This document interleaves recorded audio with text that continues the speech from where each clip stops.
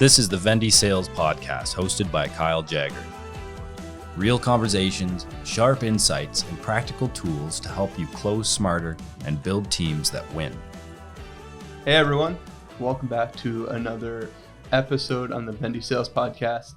Today I'm joined with good friend Ben, who has been working with Vendi for the past 12 months or so on the back end, helping us with all our content creation, our marketing, helping us build and roll out our Vendi Sales Resource Hub. And I wanted to bring Ben on to the episode today because it's been a unique interaction working with Ben and filming content and now working on podcasts together, because he's someone from outside the sales world and he hears a lot of the content that I put out and edits it and films it and writes little blurbs about it. And he's learning and challenging and bringing outside perspectives to everything that I'm saying and putting out there. And I just thought it'd be so cool to bring him on as our first guest and just kind of talk about some of the things he's learned, some of the things he's seen, some of the things we've talked about, and just how that relates to his world, how it relates to sales in general. And yeah, really just see where this conversation brings us today. So welcome to the podcast, Ben. Thank you, Kyle. It's pretty convenient for me to be here, so this works out very well. We just filmed your first episode, and I think that went really well. I'm excited to see how that resonates with your audience and kind of look at the feedback, get an idea of what's going to work moving forward, what people want, what people are helped by. But that's been the whole process so far working with you, which has been really a joy. I've been so enjoying learning sales. It wasn't something that I necessarily thought I'd end up doing, but I've been learning sales a lot, which is, I think that there's a ton of value that you have for your audience, and I'm just helping you kind of get that message out there. So, I'm excited to be here. Yeah, no, totally awesome. I think where I want to take this conversation is just, you've been watching a lot of the things we've been producing, and I'm just curious to hear what you've found interesting or surprising about sales, about leadership, about our philosophies, our processes, what you didn't know that you know now, or certain things that you believed that you maybe found out are not true. Mm-hmm. Yeah. So, we were just talking about this. This is the first thing that comes to mind for me is that I before talking to you, interacting with you for this extended period and learning everything that you've been kind of teaching, I thought sales was just a confusing thing to me. It was like a bit of a mystical place where like only certain people who were like unicorns could operate and do the job that needed to be done. I couldn't imagine myself in that position. But then, learning that, no, there's a process to it. It's something that can be learned. There's a lot of different kind of skill sets that would benefit a salesperson.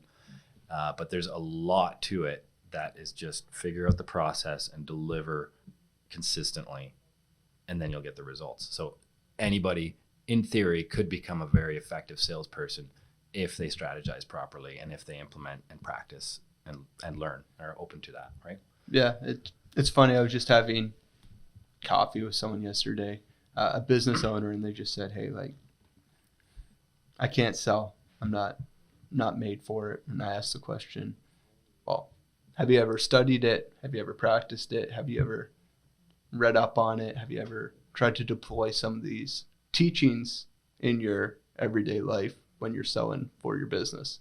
And the answer was no. And I think that's probably one of the biggest misconceptions is a lot of people believe sales is a God-given gift, where I believe it's a learned skill. And practice will make you a better salesperson. And studying it and deploying these theories and these processes and these questions and these frameworks is going to make you more effective in the field. And, a couple books that just spring to mind right away when thinking about learning sales and developing those skills is Jeb Blount by Sales Gravy, he has two that just really resonate on that topic for me. One is fanatical prospecting, which I've talked about a million times. It changed my career, changed my perspective, changed my income, changed everything. But understanding the consistency and the tenacity and the everyday habits that it takes to sell. And it's not just a sprint whenever you need it, like we were talking about this morning, right? That's right.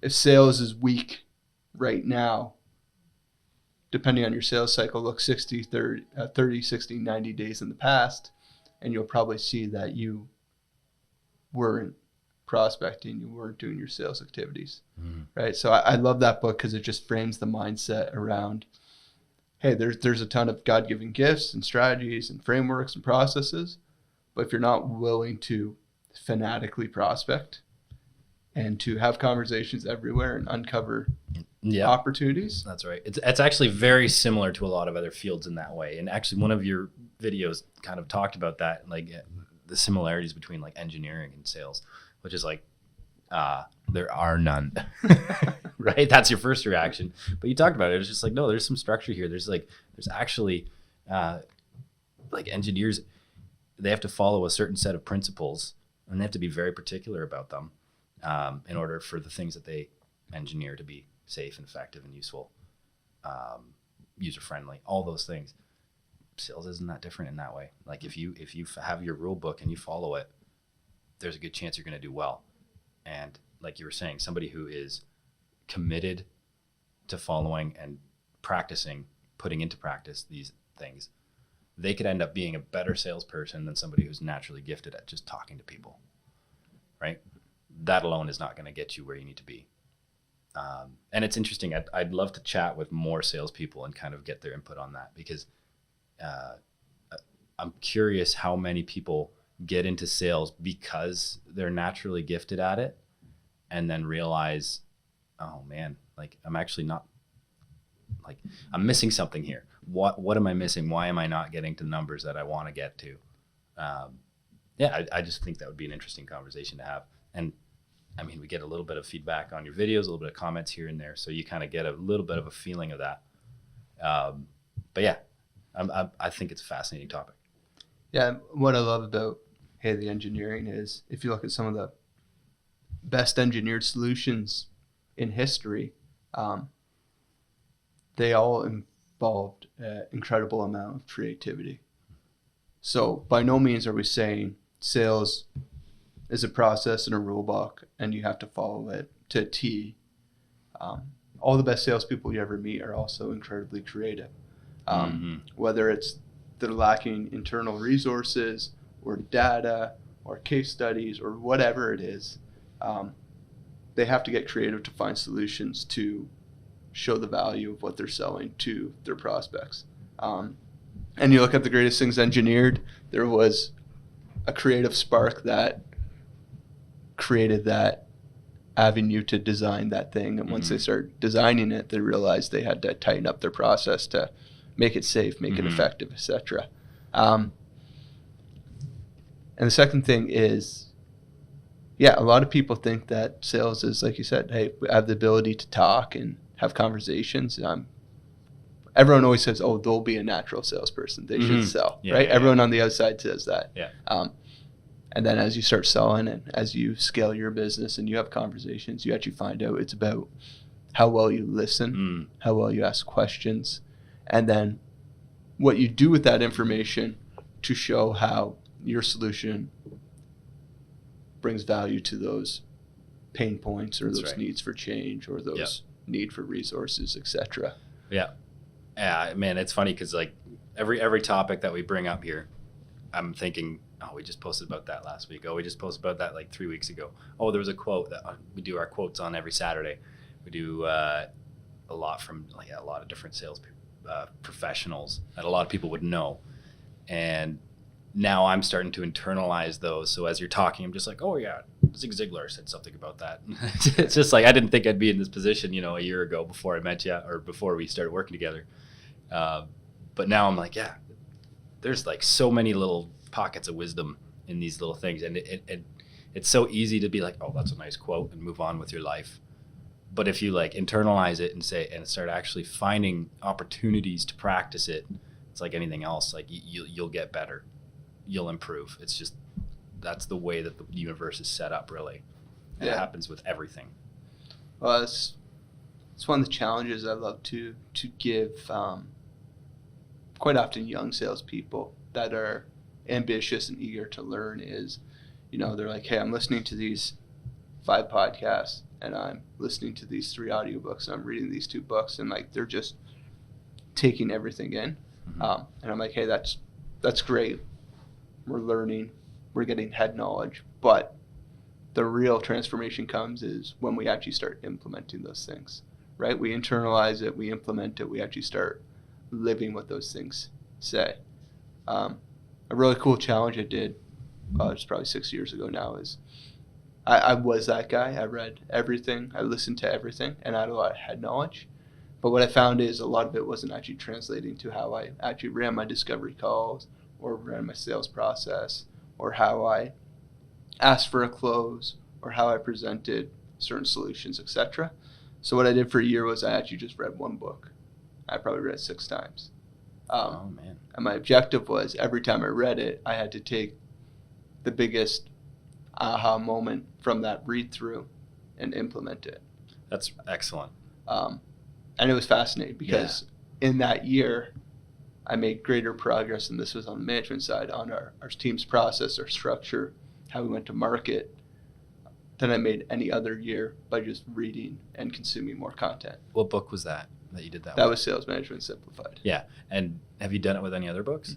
I actually have not done it again. Okay. So two notes in that kind of same vein.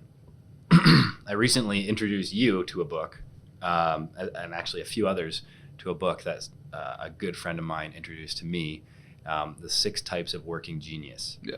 And I haven't read a book in 10 years.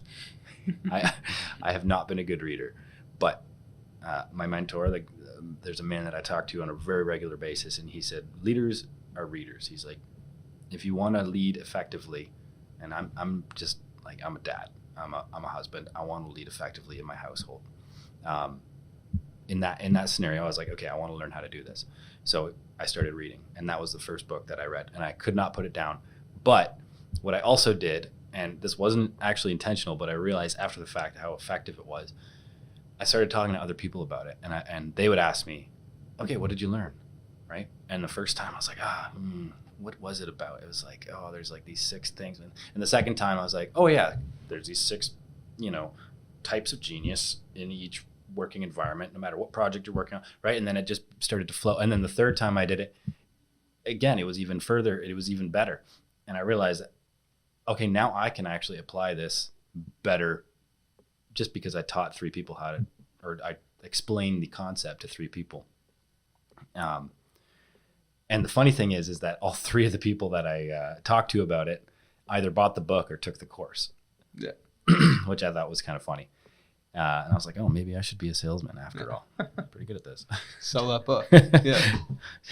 I forget the author's name. I should probably remember that. But either way, the point of the matter is, like, yeah, again, I was talking to my wife about Bible study, and I want it to be like, okay, if you're doing Bible study, I want you to come to me afterwards and teach me what you learned while you were doing it. And it applies to everything, right? Whatever, like, teach me. It's not a new concept, but teach me so that you internalize it better. And maybe I'll get something out of it too. And I feel like the same thing. It's a very similar kind of vein as read it 6 times in 1 year and each time actually apply it. Or every time you read it, try to teach someone else the concepts, or do that a couple times, and you will internalize it, and you will just become a better salesperson, whatever, as a result of it. 100%, right? That's why everyone hates it, but we emphasize role playing so much in sales, right? So sales teams meetings, like, what's an objection or a conversation we're having a tough time with?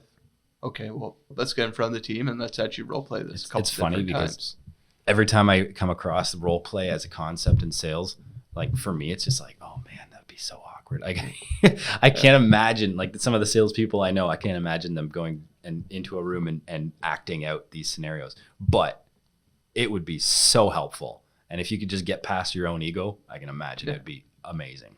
It's the same thing. Like we work with a lot of teams on, hey, if a sales leader goes to Mike's Supercharger Sales Leadership Conference in Atlanta, they get free access to his sales story course. So I have a bunch of clients who have come with me down to Atlanta to attend Mike's seminar, and we get access to his sales story course.